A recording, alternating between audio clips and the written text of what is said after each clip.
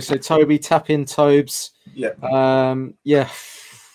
I feel frustrated because I think Liverpool were there for the taking. I really, really do. And I thought for the first 15 minutes, I thought, yes, this is the Spurs I want to see. You know, on the front foot, not passing sideways, not passing backwards, going at them. And I actually thought, you know, even though Mane had that chance, I thought we actually looked in a position, in a formation where I thought we could hurt Liverpool. And then it just, we missed the sun chance. It all went wrong, didn't it? Yeah. It was a game where you could see both sides were actively trying to go for the match in the first probably 20, 30 minutes. I felt Liverpool were getting in behind to a worrying extent. They were really like Sadio Mane, he got him behind a couple of times. And you could Sonny, it happened with him as well on Liverpool's side. He kept getting in behind as well. He obviously had that goal disallowed that early on, and then he had another chance a couple moments later, and he shot straight at the keeper. But it was an open game, and Ndombele was in the match. Højbjerg was breaking lines of the passing. We hadn't defended well, but we hadn't defended that badly either. And it was looking all good and rosy. And then at halftime, Serge Aurier just switches off completely out of nowhere. Lets Mane run in behind, not taking into account that this guy's been doing this the whole half. And then the ball that goes across the box. Yeah. I mean, Lloris, you could come out, you could smother it. Eric Dyer, brain dead defender. I think Dyer is at fault there. I mean, Lloris did not have a good game. That was a terrible performance from Lloris. I thought, in my opinion, he looked like Ian Walker. I don't know if you go back that far as I do, but you know, when I used to watch Ian Walker play in goal, he looked like a schoolboy in goal. Lloris looked like a school. He actually put in a couple of good saves in the first half. I'll give him that.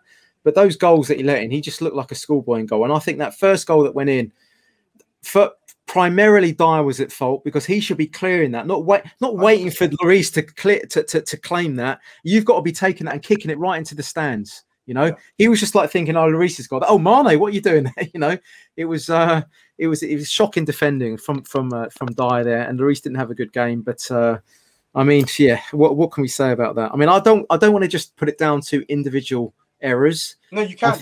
You can put it down to you can put it down to individual areas, but I just had a caller before. There was a real lack of belief. There's something about playing Liverpool at the moment where we're almost treating it like our cup final, and we're getting the willies. Do you know what I mean? We're bottling it because we're feeling it's this big thing, and I just think that we've lost before we've almost come out there or something like that. You know what I mean? Well, I certainly felt that going into half time and how we started the second half, because I'm like, all this good work you've done in the first half, you just throw it away with a mistake like that. And again, Eric Dyer, brain dead. This guy was given a 4-year deal in the summer. A 4-year deal he hadn't earned.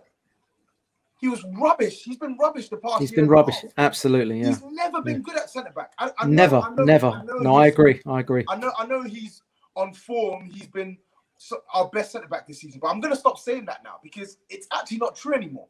No, it's because not. How long do we have to keep putting up with some of these errors that get punished, that don't get punished? How long do we keep having to put up with the fact that this guy can't pass the ball to save his life? Yeah. So error prone and so brain dead.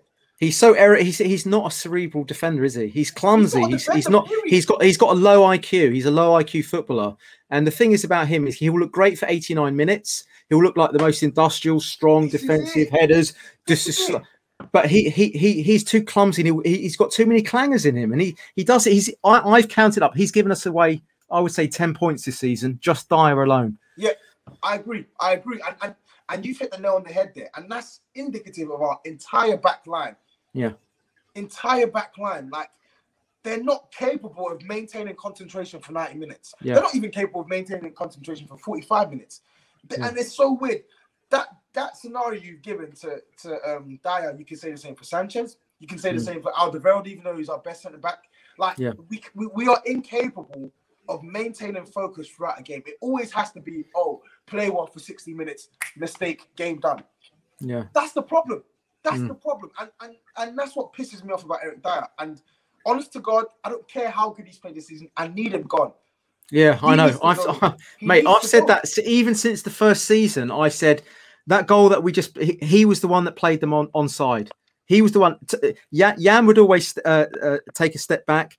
Dyer would always be a little bit too slow, and he would always play the striker onside, and we'd always concede a goal.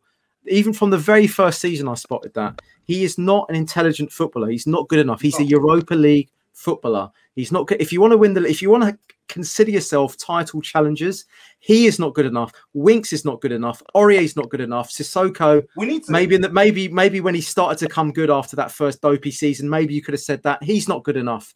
Doherty not good enough. Yeah, we've got too many clumsy, let's be honest, Europa League footballers in our club. And we've got Ferraris up front, and we've got that Nissan Micra across the rest of the team. Bro, and it was always going to be the case. I've been on so many previews this week, and they kept asking me, "Where's the game going to be won and lost? What is the weak spot for Spurs?" And I said the same thing. It's the defense. It's the defense. The midfield are going to do their job. The attack are going to do their job. It's literally the defense. Yeah. Can the defense hold out? And on evidence we've seen this season, they can't. No. And let's even get onto the second goal. The second goal, comedy of errors again. Eric Dyer gives away the ball from a goal kick, I think, or something like that, straight into one of their midfielders. The ball goes on the left-hand side. The ball eventually gets put to Sadio Mane. He gets a shot off. And Lloris, again, like, I love Lloris. Poor, yeah, but it's poor. It was poor. Yeah, it's poor. I think he's been one of our best players this season. I think he's been one of our best players over the last 18 months. Yes, I agree. Since he came back from injury, he's been superb. Yeah, I agree. You can't be too hard on him, but today, man, come on, he did not look like a world-class goalie, did he? Exactly, and I feel like it's annoying because he's earned enough credit in the bank for me to overlook a mistake, but I just don't like the fact that he's made a mistake in such a high-profile game where the stakes so high. Yeah. Because it's something that's synonymous with what we've seen from Lloris in recent years, and I'm a huge Lloris fan. This isn't me ranting. But for me, he's not a 5 out of 5 goalie. He's a 4 out of 5 goalie. I've said that before. I've said that in debates with Sim and stuff like that.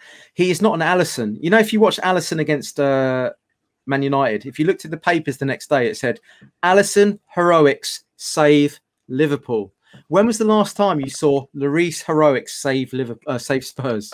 You do not see that. Admittedly, he saved a couple of penalties in a few penalties at the end of one season in our Champions League run. But he's not that type of goalie that pulls out these Superman performances. He will not do that. He saves the saves that you expect him to save, but he will not save you in a big game. He will not do that, and that's why for me he's not a 5 out of 5 goalie. He's a 4 out of 5 goalie. No, he's not a 5 out of 5 goalie, but I don't think he's a 5 out. I don't think that's the reason why he's not a 5 out of 5 goalie. I think he's not a 5 out of 5 goalie because he's just not as commanding as the likes of Alisson. He's not commanding. He's not big enough either. He doesn't have that presence about him. I feel like for a 5 out of 5 goalkeeper, you need to be Absolutely. You need that presence. Yeah, that's what I'm saying. You need that presence in the area. Beyond the presence, you need to command the box, and his passing, his distribution is awful. Yeah, it's not good enough. It's very poor, and Alisson is obviously top tier. Top. Yeah, exactly. I actually think one of the things he excels at is those clutch performances, is those saves where he does save us. Because you look at last season when we played Man City in the league, if not for Lloris, we lose that game. Without a doubt, we lose that game. Yeah. So he saved us a couple of times, but that being said, today was just not on. It was unacceptable. Yeah, it wasn't good enough. Yeah, it was poor. It was poor. Yeah. It's a shame because it's for a corner. When he spilled that cross against Crystal Palace, that was the turning point, I think. Because I think up until that point, we were looking like the top two. Well, we were top of the league. Things were going really well. He spills that Crystal Palace equalised. We then lose to Liverpool away. Then I can't remember what the next game after that might have been. Who was it after that?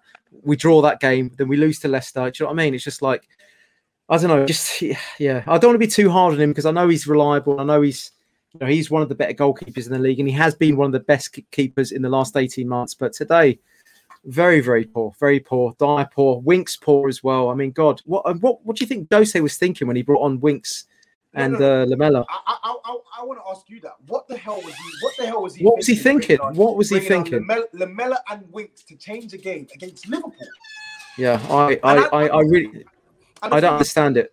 And the thing is, I don't even hate Harry Winks. I like Harry Winks, but he's not good enough to change a game like today. Lamela, I don't understand why he's even coming on. Why is he considered an option? I know. It's going to make me burst the blood vessel. Yeah, I know. Don't do that, please, because we need you as a subscriber. It's the truth. It's the truth. I'm sick. I'm actually sick to death of seeing this guy seen as an attacking option for us when we need a goal. Yeah. I hate it. He's got no goals in him. Lamela has not got goals in him. You're better off putting Bale on. You're better off. He's got nothing. He's got nothing in him. I don't understand it. I mean, personally, I said this before, and this is controversial, but I would much rather play Bale than Doherty. Right now, I looked at the stats. Doherty did not win one tackle, did not win one interception. So then, if you take the defensive side away, which he didn't do, he's playing an advanced position on the right hand side. Who would you rather pick up the ball in that advanced right hand position, Bale or Doherty?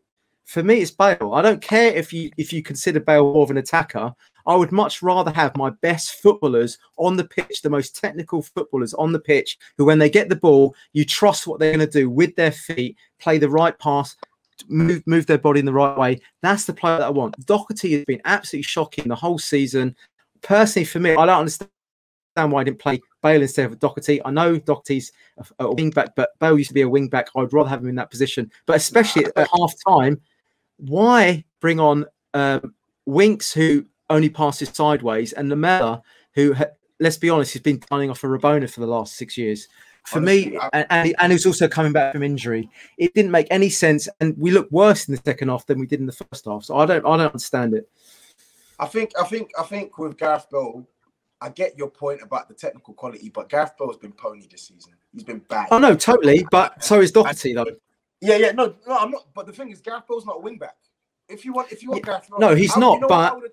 But I would much rather have him in that position than Doherty. Would you not? But I wouldn't, not as a wing back. No, I wouldn't have Gareth Bale as a wing back. But what I'm saying is, at half time, Jose Mourinho changed the formation. He changed it to a 4-2-3-1, and we went to a flat back four. But my thinking is, why would you keep Doherty on the pitch, having seen how bad he was playing? He was bad, yeah, exactly. And then second of all, why is Lamela coming on the pitch before Gareth Bale? I know Gareth Bale's finished, but a finished Gareth Bale offers the goal. Yeah, exactly. He offers a goal. I don't care where he comes on, but he's still, I mean, even if you threw him up top in place of Kane, I would be happy with that, because at least if he gets a half chance, he's got a cultured left foot on him. He's going to come up with something. We don't have to do that though, because we have a striker on the bench. He was bitching. The manager was moaning and complaining about not having a striker all summer. You get a striker, our striker gets injured, and you bring on Lamela and Winks. Yeah, it doesn't make any sense. I think I think Jose's really let himself down this season with substitutions. I really do. This is what I said on my stream as well, and this is what I said on my stream. I can't. Ultimately tonight, I don't think the majority of the blame lies on him, because there's nothing. You can't legislate for those. No, you can't. He set the team up well enough. Yeah. You can't legislate for the comedy errors that we saw for all three goals, and just generally how we let Liverpool have some of these chances, because Liverpool were good, but we made them look better than they are. And we did. Absolutely. They were there for the taking. Exactly.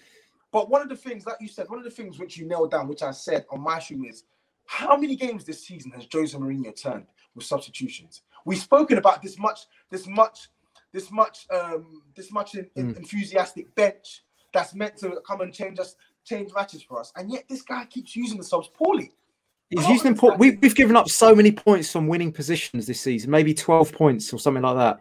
It's ridiculous. Subs don't make sense. They don't make any sense. They don't make any sense. I do not understand Jose Mourinho's substitutions this season.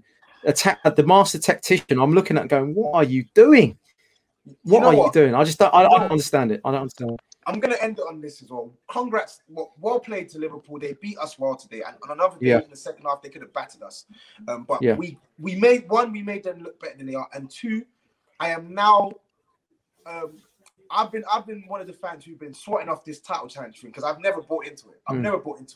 And now I'm genuinely worried that we are not going to get top four. And I'm not saying we're out of the race for top four, but I want Spurs fans to realize there's a genuine risk we won't get top four, because our manager's approach and some of these players, it's just not on.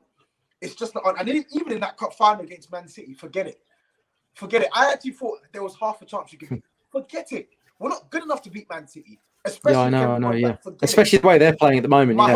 this is what I'm saying. My hope now for big matches is gone.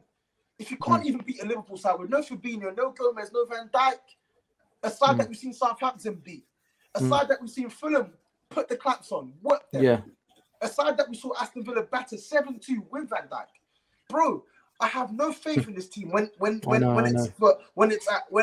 there's high stakes on the line. I have no faith against this team against big sides. I know. I can't even tell you what the score's going to be against Chelsea next week. I can't. I'm not confident we'll win anymore. No, I'm not confident. I'm not confident at the moment. It's worrying. It's really worrying.